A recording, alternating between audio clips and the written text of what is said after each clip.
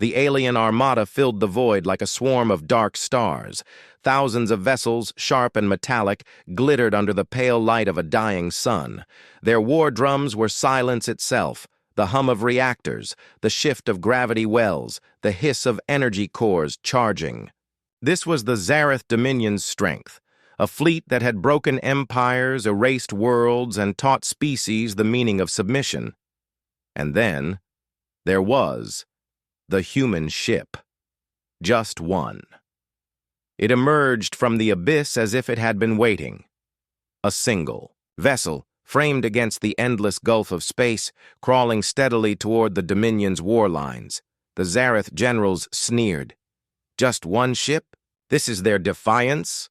Scoffed General Torque, his mandibles clacking in disdain. The humans insult us. Indeed, it looked unimpressive. Smaller than most Zareth cruisers, its hull was weathered, dark with scorch marks, patched in places, like some salvaged wreck. There were no gleaming banners, no escort fighters, no flotilla to protect it. It came alone, drifting like a ghost across the starlit void. The armada laughed. For a species that had resisted surrender so fiercely, this was pitiful. A single ship against the storm. But the humans had always been strange. And strangeness in war was dangerous. The ship kept coming. It didn't hail. It didn't broadcast. It didn't show aggression. Silent, steady, inevitable. The Zareth commanders debated its meaning. Was it a gesture of peace? A messenger ship? A distraction? General Torque grew impatient. Destroy it! Let this be a warning to their kind! 100 Zareth cannons locked onto the lonely vessel. Beams of plasma and lances of light streaked across the void. The human ship should have been shredded in an instant, but it wasn't. The beams struck its hull, then vanished. No explosion, no fire, not even a flicker of damage. The attacks were swallowed whole, as if the void itself had opened to drink. Them in confusion rippled through the fleet. What happened? The sensors replayed the strike. Energy output confirmed, enough to vaporize a continent. Yet the human vessel floated unharmed, drifting ever closer. It was then that whispers of fear began to take root. The humans had not sent an army. They had sent something else. The Dominion scientists scrambled for explanations. Adaptive. Shielding? No, impossible. Our weapons cycle faster than any defense can calibrate. Perhaps energy redirection. A null core matrix? But the truth was simpler and far more terrifying. The ship was not merely defending. It was feeding. Every strike against it vanished into its hull, absorbed into some hidden core. With each volley, the vessel seemed to pulse stronger, brighter, as though attacks were fueling it. The Dominion had not weakened it. They had armed it. Still, arrogance is a stubborn disease. More firepower, ordered Torque. The fleet obeyed. Missiles screamed, beams lanced, torpedoes detonated. The void itself burned with the fury of their onslaught. For 10 minutes, the human ship vanished under a storm of annihilation. And when the barrage cleared, it was still there, but no longer silent. Its hull shifted. Panels unfolded like wings, glowing veins of molten light coursed across its frame, and weapons bloomed like predators baring their teeth. What once looked like a battered relic now gleamed, with terrible majesty. The ship seemed alive, reshaped by the fury poured into it, and then it struck. One beam, just one. It cut across the void like a scythe, splitting a Dominion battleship clean in half. A vessel designed to withstand centuries of war. Gone in a heartbeat. The Dominion commanders froze. This was no ordinary human creation. This was a weapon engineered to fight armies alone. The humans hadn't sent their fleet. They had sent their experiment. Panic began to bloom. The Dominion fleet adjusted formations, spreading out, trying to flank. But the human ship moved with impossible grace. It didn't lumber like a battleship or dart like a fighter. It flowed, as if space itself bent to its will. Every strike it made was perfect. Beams that pierced reactors, torpedoes that unraveled shielding, bursts of energy that turned entire squadrons to drifting ash. Worse still, their own attacks only strengthened it. Plasma, lasers, nuclear bursts, all fed the monster, each volley, making it more radiant, more unstoppable. And still, it came closer. The Zareth Armada, once unshakable, now trembled before a single vessel. Admiral Rythos, watching from the flagship, felt his claws tremble. He had seen the humans fight before, desperate, reckless, always willing to burn themselves to drag down their enemies. But this was new. "Why only one ship?" whispered one of his aides. Rythos's eyes widened as realization dawned. Because one is enough. The humans had no need for numbers, no need to match strength with strength. They had built a ship that turned weakness into power, one weapon that thrived on being outnumbered. And they had unleashed it first, as a message. The battle turned into slaughter. Dominion ships tried to flee, but the human vessel hunted them like prey. It was not merely a machine, it was a predator, born to cull empires. The fleet that had once believed itself invincible now died in silence, one by one, swallowed by the storm they had unleashed themselves. And when at last the flagship was cornered, Admiral Rythos stared at the great vessel through his screen. Its hull glowed like a burning star, alive with all the energy they had poured into it. He understood then. This was not a warship. This was a mirror. It showed the Dominion their own arrogance, their own violence, turned back upon them. The humans hadn't come to beg. They hadn't come to fight fair. They had come to warn. The lone ship left the battlefield behind. Not a single Dominion vessel remained functional. Thousands had come. None survived. In the silence that followed, the galaxy whispered of the day the humans sent just one ship. A day when an empire learned that numbers meant nothing against a people who fought with desperation, creativity, and a refusal to ever bow. For the humans knew the truth. When you only get one chance, one vessel, one move, you make sure it's the only one that matters. The Council of Worlds gathered above the ringed gas giant of Ysera, 1,000 ships arrayed in glittering arcs. Their banners carried centuries of dominance, races old and wise, militaries hardened across generations. They had fought countless rebellions, crushed countless uprisings, and expanded their dominion across spiral arms of the galaxy, and now they demanded humanity's surrender. The humans had been given one final chance. Their colonies were surrounded, their fleets shattered, their resources dwindled. Resistance had been brave, but foolish. And yet the humans did not yield. They did what no other race had dared to do in the Council's long history. They answered. Defiance with silence. Until now. Sensors flashed as a lone human vessel entered the star system. Small, dark, unaccompanied. It drifted across the void straight toward the Council's vast assembly. Just one ship. The gathered fleets of 100 alien worlds scoffed. Pitiful, said the Sarathi ambassador, her voice dripping with contempt. They send a relic. It is surrender, another said. A token gesture. But no surrender was offered. No communication, no white lights of peace. The vessel pressed forward in silence. The aliens grew restless. Had humanity truly gone mad? The ship was not impressive to look at.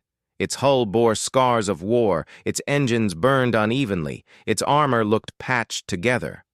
The vessel seemed broken, more a derelict than a weapon. But there was something unsettling about it. It came alone, and it came unafraid. The Council ordered warnings fired. Bright beams of energy streaked across its path, explosions blooming ahead of it.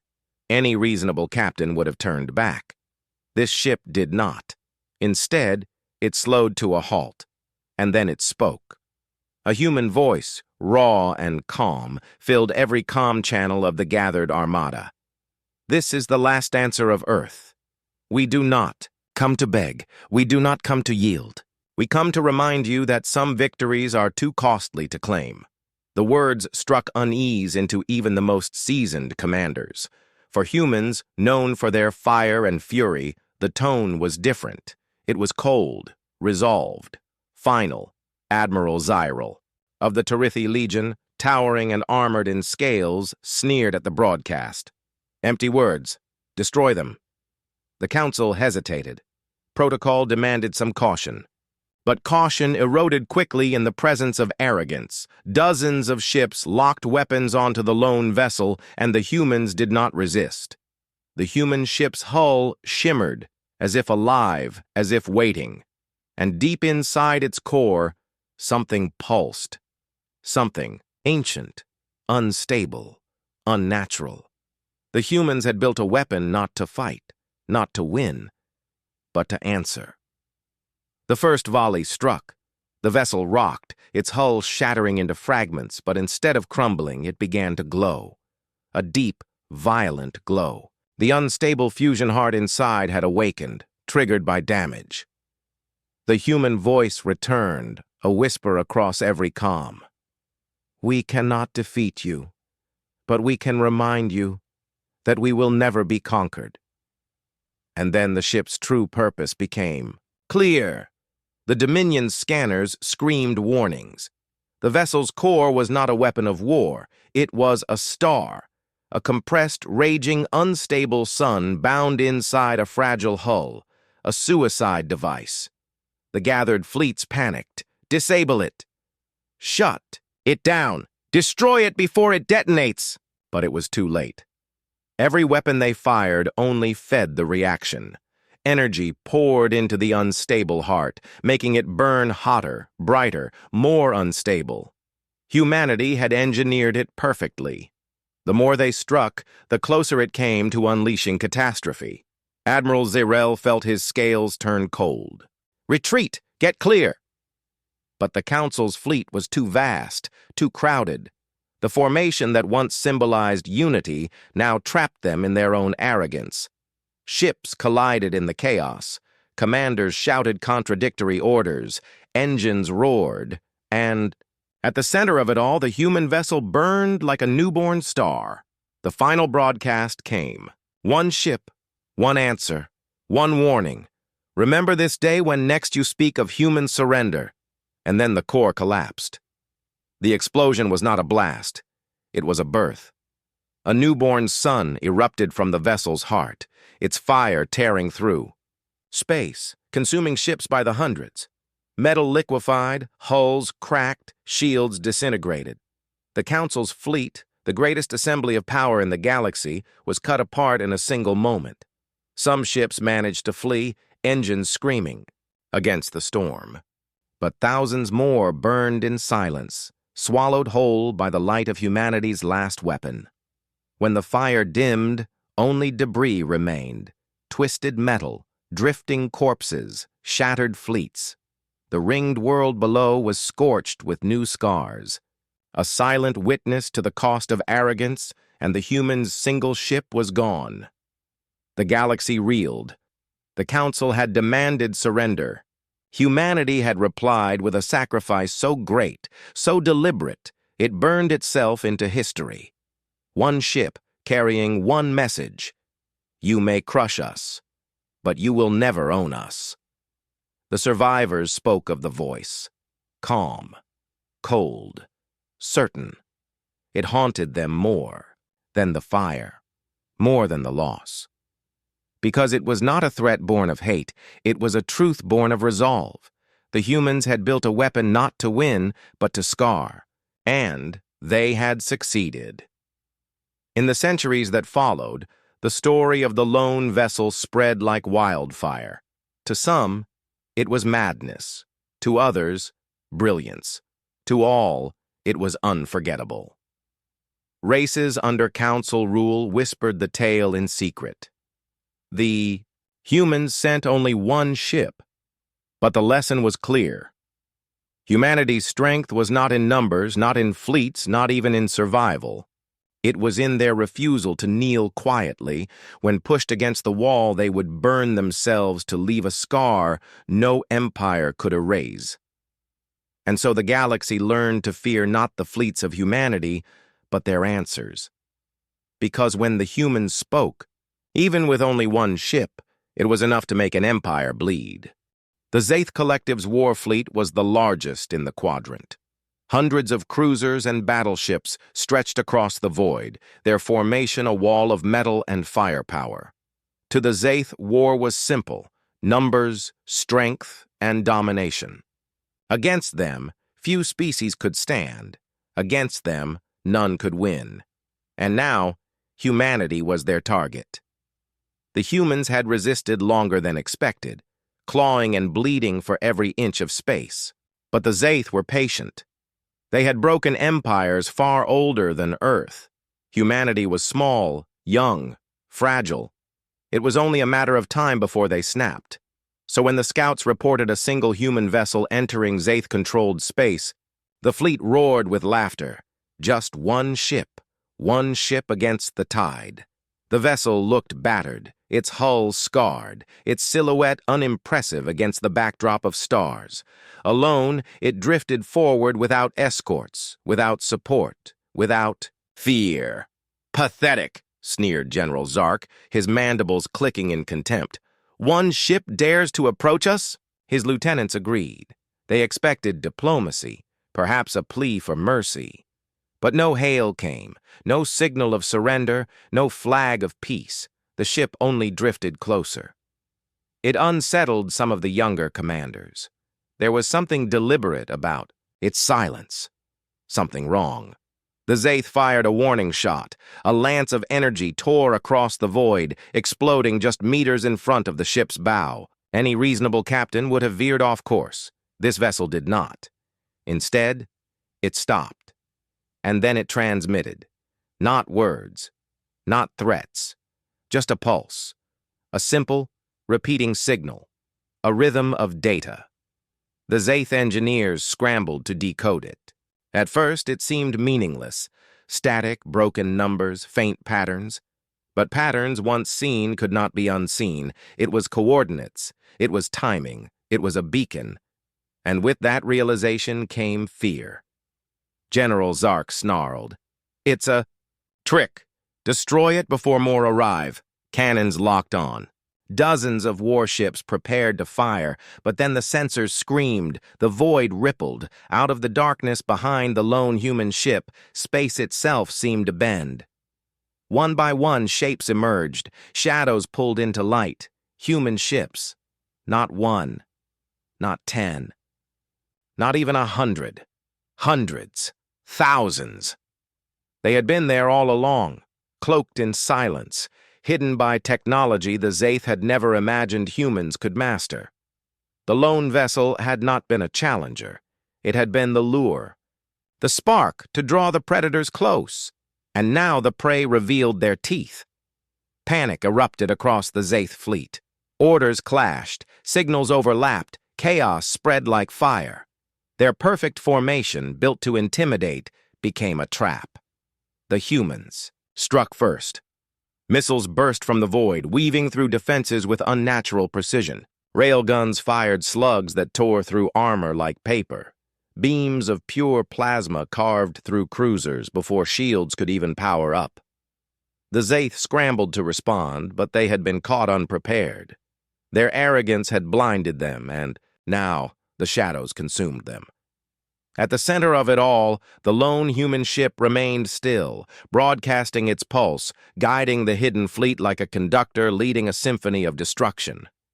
Zaith vessels tried to retaliate, firing blindly into the dark, but every time they struck one human ship, 10 more emerged. Their numbers, once overwhelming, now felt small. For every Zaith battleship, 3 human destroyers struck in unison. For every cruiser, swarms of fighters appeared, darting from the dark like hornets, and the humans fought with a fury the Zaith had never seen. General Zark watched in horror as his fleet crumbled. Ship after ship blinked out of existence, fire consuming them. "This is impossible," he growled. They were weak, scattered, broken, but his strategist, pale with realization, whispered the truth. They weren't weak. They were waiting. The humans had learned. Every defeat, every loss, every retreat, they had not been failures. They had been lessons. While the Zaith boasted of strength, humanity had built silence. While the Zaith flaunted numbers, humanity had mastered patience. The lone ship was never weakness. It was bait. The battle turned into a massacre. The human fleet, born of shadows, pressed harder, faster, fiercer. They struck supply ships, crippled command vessels, cut off retreat. Entire wings of Zaith ships found themselves isolated, surrounded, annihilated. And through it all, the humans broadcast one message: silence. No boasts, no taunts, no declarations, only the rhythm of that first beacon, pulsing steadily, reminding the Zaith that this was no accident. It was a plan. At last, the Zaith flagship trembled under fire. General Zark stood at the viewport, mandibles quivering. His once invincible fleet was gone, burning wreckage scattered across the void. He turned to his staff. How did they do this? And the answer came from a trembling voice. They sent only one ship because one was all they needed. The rest were already here. The truth sank into him like a blade. The humans had not matched their numbers. They had not built bigger ships or stronger weapons. They had done something far more dangerous. They had learned how to fight like shadows. When the flagship finally fell, fire tearing through its hull, General Zark's last thought was not of defeat, but of fear. Fear for what the humans had become. The battle's aftermath echoed across the galaxy. The Zaith Collective, once feared and untouchable, had been humbled in a single engagement. Not by numbers, not by brute force, but by one ship, sent forward as bait, as signal, as a whisper of the storm that followed. The galaxy took note. Whispers spread in markets and taverns, in council halls and military barracks. The humans only sent one ship. But behind those whispers lay the truth. The humans had stopped fighting as prey. They had become the hunters, and the galaxy would never again laugh at the sight of a lone human vessel drifting into the dark.